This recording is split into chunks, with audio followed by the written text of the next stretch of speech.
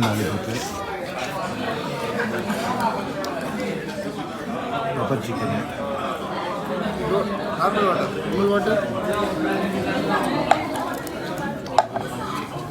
சூப்பராக இருந்தது லாலிபப்பு. அதில் அந்த பெப்பர் சிக்கன்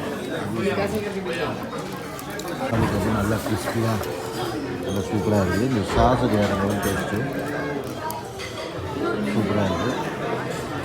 அப்புறம் இந்த பெப்பர் சிக்கன் மசாலா, அப்புறம் இந்த பெப்பர் சிக்கனு நல்லா வெங்காயம்லாம் போட்டு